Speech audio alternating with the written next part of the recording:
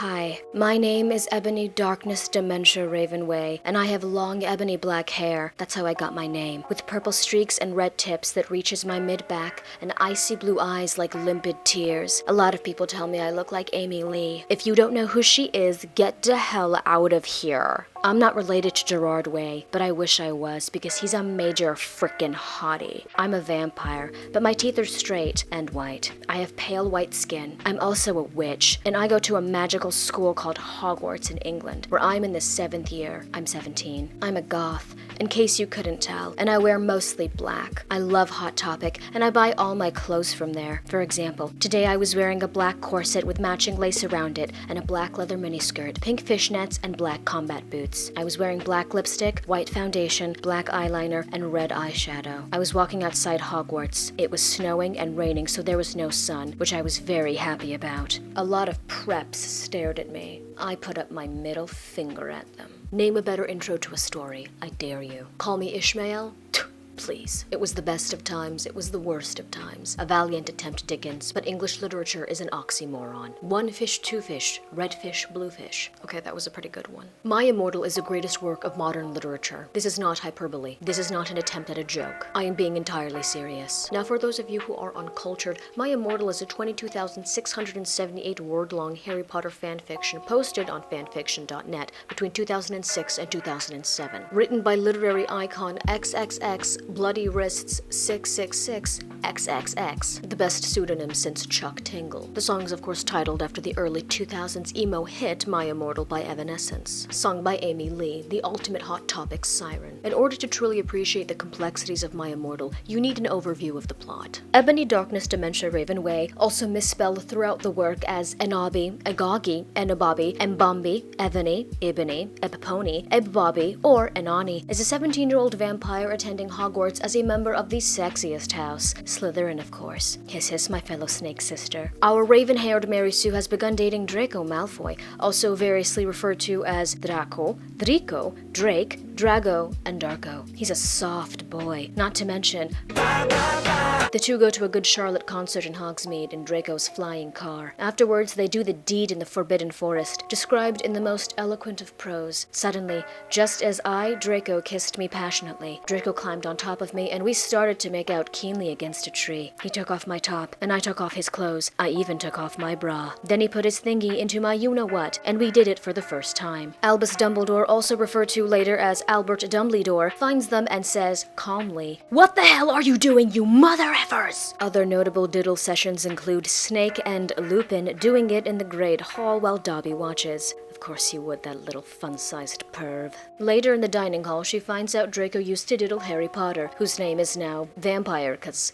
he's a vampire, and whose lightning bolt scar he transforms into a pentagram because he's just so cool. Enraged, she runs emo-ly crying into the Forbidden Forest, where Lord Voldemort swoops in on a broom and gives her a Glock, demanding that Ebony kill Vampire Potter, or else Draco gets the cut. Ebony says, "No!" Draco finds out about this and is so upset that she didn't tell him that he decides to end it all by using a razor to play tic-tac-toe on his wrists, if you catch my drift. Meanwhile, Remus Lupin and Severus Snape, often called Snap, but also Snope, Snoop, or Snipe, who also happens to be spy on Ebony as she bathes while sitting on their broomsticks, with Lupin masticating to her. She responds appropriately by shooting at them a gazillion times. Vampire has a vision Draco is being held prisoner by Voldemort, even though he's supposed to be dead. This is never explained because this author is a literary genius who subverts expectations. Ebony and her goth amiga rescue Draco, then attend a My Chemical Romance concert. But twist! The members of My Chemical Romance turn out to be Voldemort and his death dealers. Voldemort proclaims he's gonna kill Ebony and Draco for the former's failure to kill Vampire, but then Alpha Chad Dumbledore, now with a gothic makeover, saves them. But Ebony thinks he's a poser. Professor Trelawney, misspelled Trivoldry, and Professor Sinistra, misspelled Sinistro or just Sinatra, are combined into one character. They have an addiction to the truth serum Veritas. I don't know how to pronounce this word. This potion is now renamed Voldemort Serum in the story, though. Ebony starts getting odd visions. She confronts Professor Sinister, then gazes into a black crystal ball. She is told that she must travel back in time in order to retrieve a cure for Professor Sinister's Trelawney's addiction to this word again. And also, I don't know, the small task of stopping Tom Riddle, referred to as Tom Bombadil, Tom Anderson, Satan, and Stan, from becoming Voldemort by seducing him with her underage bod. She meets the young Riddle, who is in a band with the Marauders, despite the timeline making no sense. Then goth Marty McFly randomly shows up and gives Ebony a black DeLorean time machine which can transform into an iPod. Ebony brings Voldy forward in time and he morphs into the present-day Voldemort. There's a giant fight in the Great Hall. Professor Snip threatens to assault Draco if Ebony does not stab Harry, vampire. The story dramatically ends with Snape and Draco getting into a shootout, Snape summoning Voldemort, and then Ebony firing off an Avada Kedavra curse which she mispronounced as Abracadabra. The final author's notes reads, "This will probably be the last chapter until I come back." And just like that, she was gone.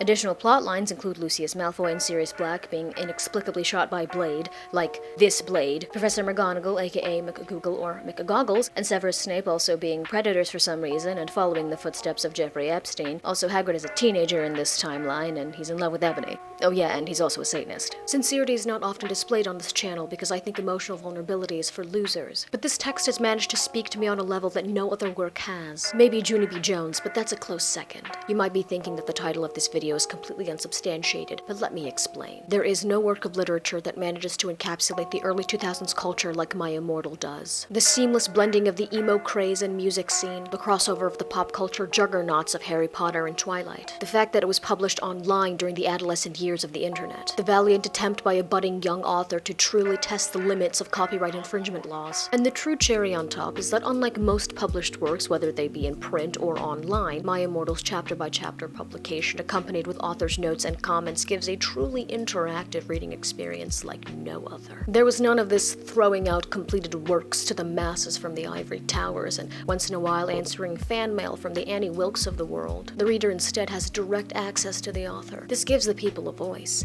which they used to promptly bully the author, but it was a voice nonetheless. It was made by the people for the people, and the people responded, "We don't like this. It is cringe." The author said, "Well, screw you guys anyway. You can't see the brilliance of my work." And if that doesn't perfectly summarize internet culture, then I don't know what does. The vicious back and forth between the author and the commenters is incredible, like the most hostile Q&A you have ever witnessed. And boy was I glad that I could witness it in real time before the story was taken down by the original poster. I feel as if I was one of the peasants who was fortunate enough to see a new Shakespearean play live in the 1500s. A few hours of bliss that I could reminisce about as I spent the rest of my life toiling away at a mill. Now, it is not just the mere existence of the author's notes, but the nature of them. If I were to ask you what is the most important trait in a writer, you might respond, talent. Perhaps a pipe that is permanently fused to their lip, or an insanely high tolerance for alcohol. I would say, delusion. XXX Bloody Wrists 666 XXX is utterly incapable of accepting any criticism of their work. One of my favorite notes responding to the criticism of Chapter 9 reads, "Stop flaming. If you phlegm, it means you're a prep or a poser. The only reason Dumbledore swore is 'cause he had a headache, okay? And on top of that, he was mad at them for having SEXX. P.S. I'm not updating until I get 5 good reviews." Now wait, some of the more informed of you might protest. This work could be a parody. There is indeed evidence that 2 of the chapters were actually authored by an imposter, a hacker. The title of Chapter 9 is I'm a Trolling Genius. Lols. With both this chapter and Chapter 40 being written in a style that is very distinct from the rest of the story. However, the rest of the work seems to have been authored by the same original poster. This parody theory seems to imply that this fanfiction is way too cringy to have actually been genuine. To this I say, do you not remember what the internet was like in 2006? Heck, do you not know what the internet is like currently? There will never cease to be a constant stream of angsty fanboys and girls with intersecting interests and a lot of free time, willing to post in great detail their self-insert fanfictions online. But let's humor this parody theory. If it happens to be true, then My Immortal joins the ranks of Jonathan Swift's A Modest Proposal as one of the greatest works of satire in the English language. There are many other factors that make this text worthy of praise. Number 1, the odd mystery behind the author. One rumored identity was that of Rose Christo, who was an author on the verge of publication, who in 2017 claimed authorship on her Tumblr. These claims were never verified. Another potential author was Tara Gilsby, and her friend, who is only mentioned as Raven, is also given credit as an editor editor for the first 15 chapters of the story. Again, this theory could never be confirmed. In this way, XXX Bloody Wrist 666 XXX is the Homer of our generation. Number 2. The complete and utter lack of care concerning basic grammar and spelling, plot holes, timeline, and naming inconsistencies. If you assumed that I was deliberately misspelling or mispronouncing some of these words for comedic effect,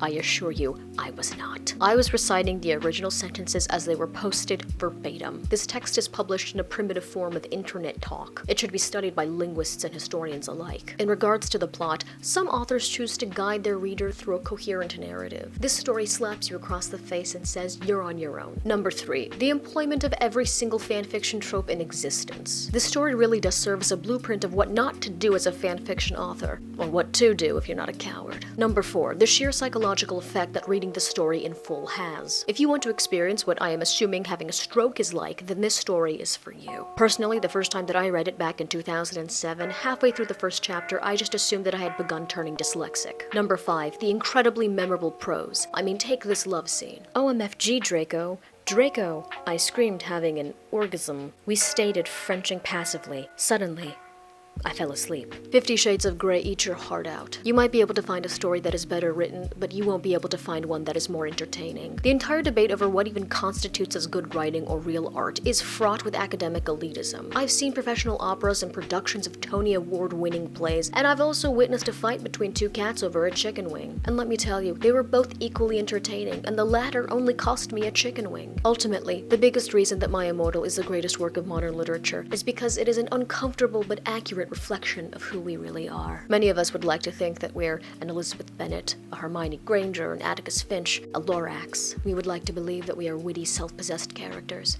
but in reality, we're Ebony, a self-insert in a fantasy world that is compiled of bastardized versions of already existing fictional universes, created purely for the sake of self-indulgence and escapism. It is written in the voice of a novice author with the cringe-inducing authenticity of adolescence and early internet culture. It was the ultimate encapsulation of the cultural zeitgeist. No goals of financial success, no alterations made by the publisher for the sake of commercial appeal, and made available for the entire world to access for free. And I, for one, think that's a beautiful thing. My summary of this story doesn't even begin to do it justice. So please, America, and other people from countries that might be watching this, let's start reading again. So petition to have My Immortal added to the modern English curriculum.